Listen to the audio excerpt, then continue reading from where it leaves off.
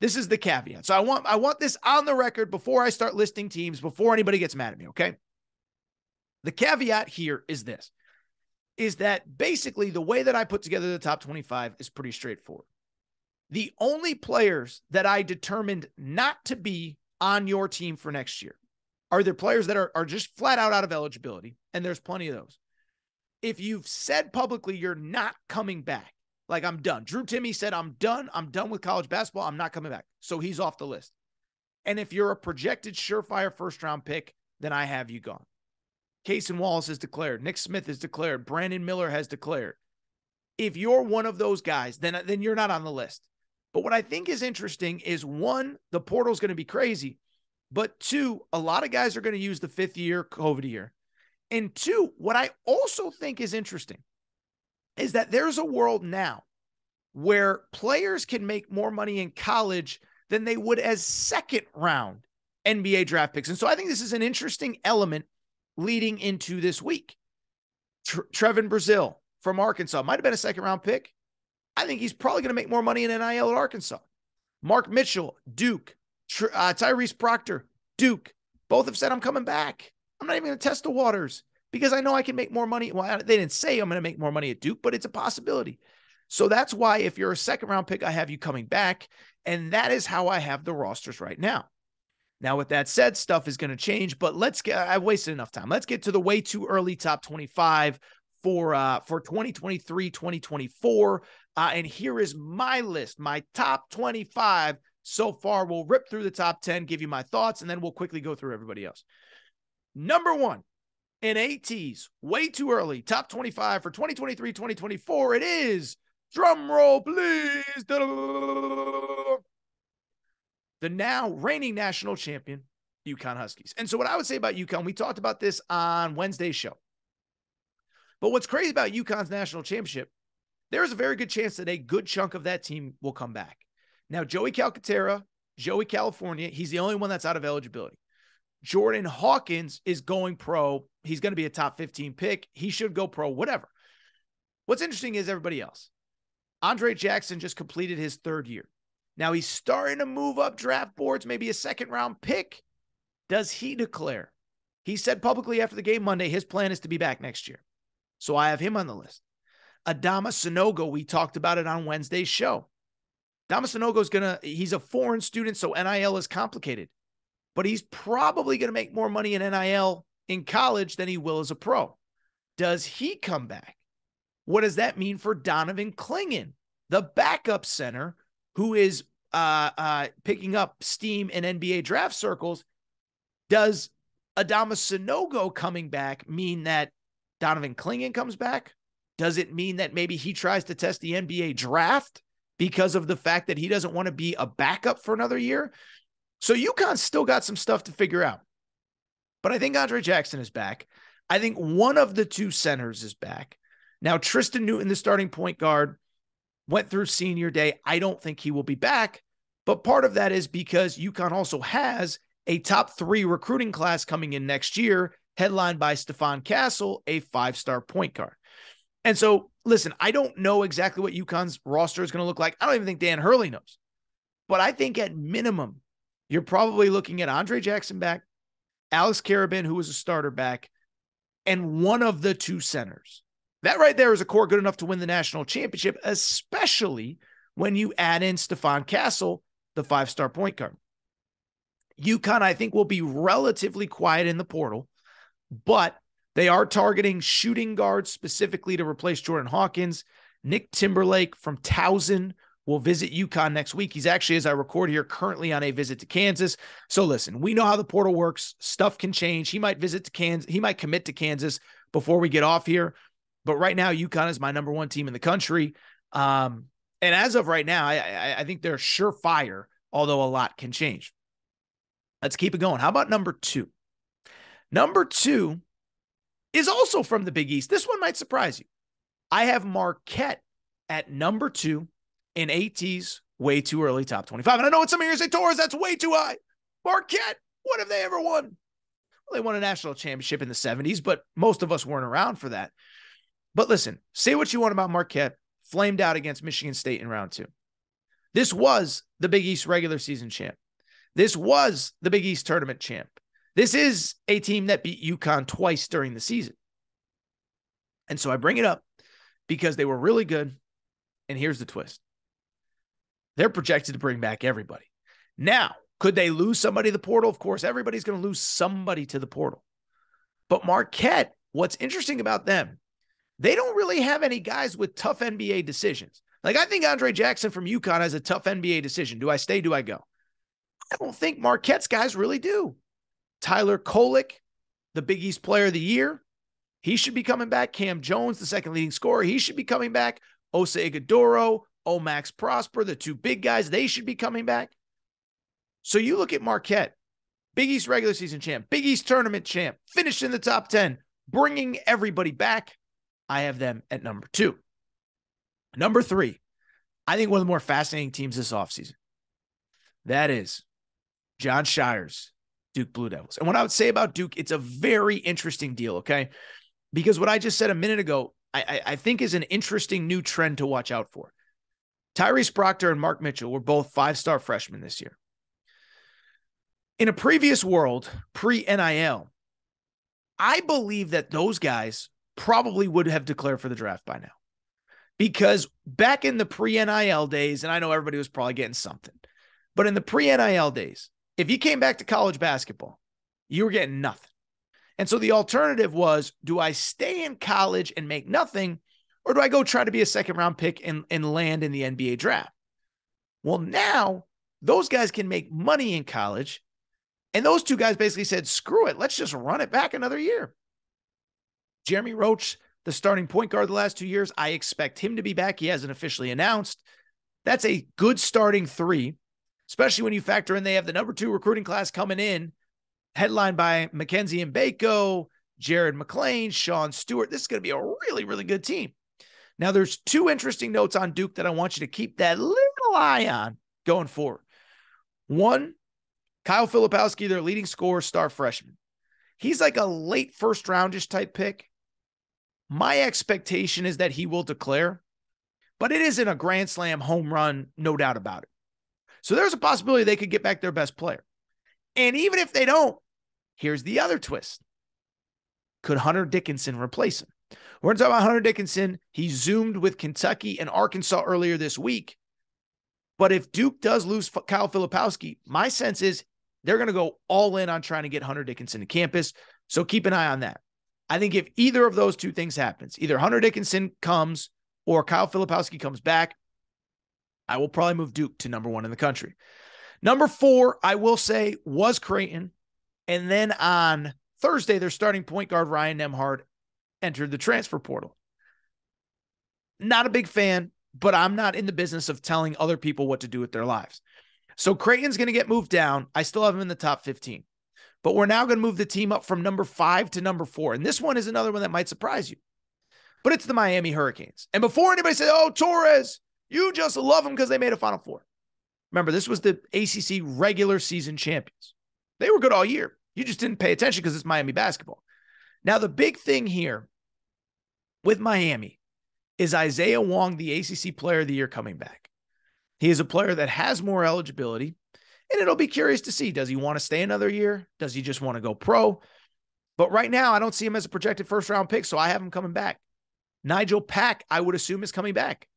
He had a public 2-year deal announced as part of NIL, so he should be back. And so in total, Miami's going to bring back 4 or 5 starters off of that, off of a Final Four team. So I don't know what you want me to do. If they bring back Nigel Pack, if they bring back Isaiah Wong, they're going to be the favorites in the ACC outside of maybe Duke. Just saying, that's a really good team. We'll see if Isaiah Wong sticks, but I have them at number 4. Number 5, you guys are going to kill me. I have Purdue at number 5. Because listen, at the end of the day, what is the rules? If you're not a first-round pick, if you haven't announced you're not coming back, I have you coming back. And you look at Purdue, and as frustrating as they were to watch it, as frustrating as the end of the season was, they could bring back basically everybody. They lose a reserve guard named David Jenkins to graduation, Brandon Newman, a backup to the portal, but Zach Edey's probably coming back. The two starting guards, Braden Smith and Fletcher Lawyer, are coming back. Caleb First, Mason Gillis, Trey Kaufman-Wren, they're coming back. And so I don't know what you want me to do. They beat Duke and Gonzaga in the regular season. They won the Big Ten regular season. They won the Big Ten tournament. I got to put them in the top 5. They're a top 5 team. Now, they were a little bit overrated, but they weren't like massively overrated. They won the games they were supposed to. I have Purdue at number 5. Number 6, maybe the most controversial team in my top 10, because I had the fan base telling me I was had them too high and too low. I actually have the Kentucky Wildcats at number 6. And I know whatever. So first of all, again, some Kentucky fans, oh, that's too high. Others, that's way too low. How could you do that? Let me explain my logic, okay? I think this year proved once again, everybody hates Calipari. Okay, I get it. The one mistake Calipari made from the beginning was not giving Cason Wallace the ball. And I would add this, something nobody wants to talk about. Shaedon Sharpe was supposed to be the starting point guard this year. If you have Shaedon Sharpe back, it means that Severe Wheeler is probably never there, and you get off to a much better start during the season. But regardless, Calipari makes the move, goes to Cason Wallace. Cason Wallace was hurt for 2 of the 3 worst losses of the season, South Carolina at home, Vanderbilt at home.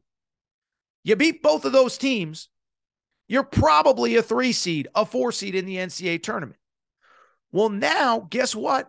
There's no Severe Wheeler anymore. The ball is going to be in DJ Wagner's hands. And again, when Calipari has an NBA-level point guard, good things happen. So I like DJ Wagner. Justin Edwards is a dog on the wing. Aaron Bradshaw is really good. And those are 3 top 10 prospects for people who don't know who those players are. 3 top 10 high school players in America. Calipari can win with, now, can you win a national championship with freshmen? I don't know. But Calipari can win the SEC with them. That's for darn sure. 3 of the top 10 players in America with a legitimate point guard. Now, what they do from there, Antonio Reeves, I think you need him back. Now, was he as good as the 37 points he put up at Bud Walton? No. But was he as bad as he was the final day of the season against Kansas State? He wasn't either. By the way, I've said it many times. They were up with under 4 minutes to go against Kansas State. They easily could have won that game, easily could have been playing Michigan State in the Sweet 16, then would have had to play Florida Atlantic to go to the Final Four. So I'm just bringing it up to say it was never as bad as people made it out to be. I have Kentucky at number 6. Some people think it's way too high. And yes, some people think it's too low. Number 7, Kansas Jayhawks. Listen, first of all, the best news that Kansas got, there was a weird rumor floating around. I think it was Tuesday night that Bill Self was going to have to announce his retirement. He came out with a statement on Wednesday. You know, the Wolf of Wall Street, I ain't going anywhere. I ain't going anywhere.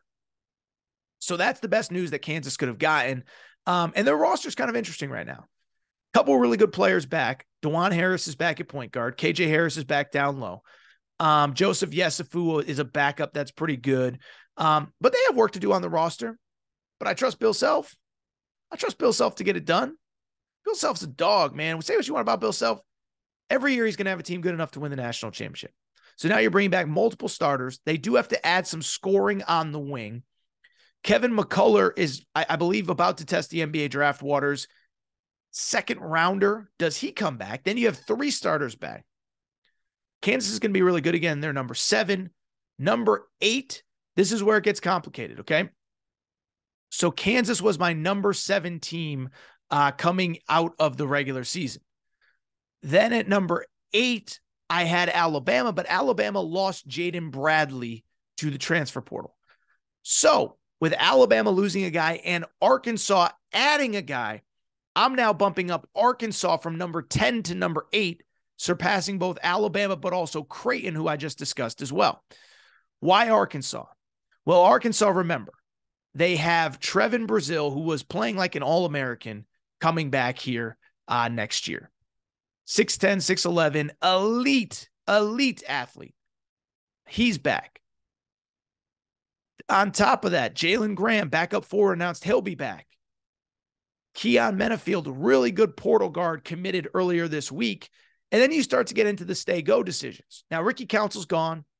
Nick Smith is gone. I think Devo Davis, even though he's testing the waters, is probably back. Jordan Walsh is right on the fence. That's a real, if you start with Devo Davis, Jordan Walsh, Jalen Graham, and Trevin Brazil, that's a really good core. Oh, by the way, Joseph Pinion, a backup guard, announced that he's coming back. They got a really good roster going into next year. And Eric Musselman is going to continue to push in the portal. I have Arkansas at number 8. At number 9, I will bump up Michigan State. Michigan State has a chance to be really good. Tyson Walker, their star guard. He's hinted he's coming back. He's another one of those extra COVID year guys. Until he says he's not coming back, I'm going to keep him on this list. And that backcourt should be really good. Jaden Akins, AJ Hoggard. Down low, Matty Sissoko. And then it's worth noting they also add a 5-star center named Xavier Booker, and they also had a 5-star point guard named Jeremy Fears. Michigan State has a chance to be really good next year. Would not shock me if they win the Big Ten over Purdue. By the way, with Arkansas, I did not mention they also have a bunch of 5-stars coming in. Bayfall is a stud. Saw him over the summer. Layden Blocker is a stud on the wing. So Arkansas is really good. I have Arkansas 8, Michigan State 9. I will put Alabama at 10. They did lose Jaden Bradley to the NBA, to the transfer portal earlier this week, but Alabama will still bring back, very likely. Now, Javon Quinterly and Charles Bediako are both testing the NBA draft waters. Bediako's basically said, I'm just doing this for feedback. Quinterly's another one, 6th-year guy, but there's some NIL opportunities for him, and it would not surprise me at all if he ends up coming back for another season of college basketball for that reason. Mark Sears will be back, barring something surprising. Rylan Griffin, who I thought showed real flashes, should be back. Nick Pringle should be back. I actually like that Alabama core a lot. So a little bit of a shakeup, but I do have Arkansas at 8, Michigan State at 9, Alabama at 10. Let's quickly rip through everybody else. Number 11. How about them Owls of FAU? That's right. That sounds crazy. Here's the crazy part about FAU. They just made a Final Four. They return all 5 starters. Now, we'll see in the portal era. We'll see, if anybody tests the NBA draft waters. But they're a really good team that returns everybody except for one backup, Michael Forrest. They return Elijah Martin. They return, on top of that, they return Brian Greenlee, who I thought had a great NCAA tournament. Remember, this was a team, this Final Four thing wasn't a fluke. Florida Atlantic finished the regular season 28-2, okay? 28-3, excuse me. 3 games in the big conference tournament, 4 games in the end. They finished 35-4 this season. Best record in college basketball, most wins at least in college basketball. Florida Atlantic brings back everybody. Janelle Davis, if nobody enters the transfer portal. I have them at number 11. Creighton at number 12. I know they lost Ryan Nemhard, but Baylor Shireman I expect to be back, another 5th-year guy. As long as they don't lose anybody else, I think Creighton's going to be okay. Baylor Shireman's really good. Ryan Nemhard is gone, but Ryan Kalkbrenner is excellent. Who am I blanking on? Trey Alexander is really good. Mason Miller, I thought, came on strong. We'll see if Arthur Kaluma tests the NBA draft waters, but I'll just go through everybody else really quick. I do have Creighton at number 12 based on these adjusted rankings. UCLA is a really interesting one. Mari Bailey and Dem Bona were both projected one and dones. As of right now, I have both them coming back. Neither of them are projected to be picked. Jalen Clark will be the interesting name there.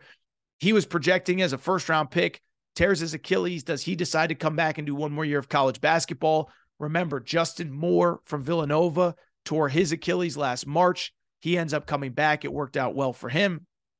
UCLA at 13, Arizona at 14. I don't know if that's too high or too low, but right now, I think they're going to get Ryan Nemhard, but they don't have him. But it's Kylan Boswell's team at point guard. Azuolas Tubelis will be back as well. Umar Ballo and Pella Larson. Arizona at 14. San Diego State at 15. I actually really like the group that San Diego State has coming back. Now, Brian Dutcher said at the Final Four, they have a chance to be better next year than they were this year. I don't know if I'm buying that, Coach Dutch, but I have San Diego State at number 15. Lamont Butler, Darian Trammell, Micah Parrish back. Same with Jaden Leday. Keyshawn Johnson's an interesting name to follow. 4th-year guy, extra year. Does he return? Number 16, Texas A&M. Texas A&M could return everybody off the second-place team in the SEC outside of Dexter Dennis. So they're worth keeping an eye on. I have Kansas State higher than most at 17. I wonder if Keontae Johnson comes back. He missed 2 years of basketball. You know, when Keontae Johnson started workouts at Kansas State, he hadn't run a sprint in 2 years. That is how far he came to just be a high-level college basketball player. Does he come back for one more year to try to impress NBA draft scouts? I have Texas at 18. I expect Tyrese Hunter back. There's not a ton around him. I think Texas is going to do really well in the portal. Rodney Terry's got things set there. The NIL is going to be great. The team had success. I have Texas at 18. Controversial. North Carolina at 19. We've talked about it before. It seems like, for all intents and purposes, to me, that North Carolina is basically pinning everything that went wrong last year on Caleb Love. We'll see if that's the case, but RJ Davis is back. Armando Bacot is back. They've already added a really nice transfer, Paxton Wojcik. Simeon Wilshire's a 5-star guard. And then, oh, by the way, and we've discussed this, Ian Jackson, 5-star guard, class of 2024. I told you I think he's going to reclassify. Everybody said, no, he's not reclassifying. We're starting to pick up buzz that he might. Number 20, Houston. They bring back Jamal Shedd, Terrence Arsenault are the names to know. I think they'll hit the portal. Maybe LJ Cryer. They could be really good. Tennessee at 21, a very interesting one. They could bring back everybody. I don't even know if Tennessee fans want to bring back everybody off last year, but I have them at 21. 22, Baylor. They got some stuff to figure out. Good thing is 2 really good freshman guards, Jacoby Walter and Miro Little. 23, Maryland returns most of their NCAA tournament team, headlined by Jameer Young. 24, St. Mary's. 25, how about this? The Gonzaga Bowl. I mean, I have Gonzaga in because Gonzaga is going to get dudes in the portal, and Gonzaga is going to win enough games to make the NCAA tournament. But I feel like, and this is an off-season topic, this feels like the transition from elite program from Gonzaga to maybe taking a step back. No Drew Timme, no obvious stars in the team. Hunter Salas hit the portal earlier this week. Gonzaga in at number 25.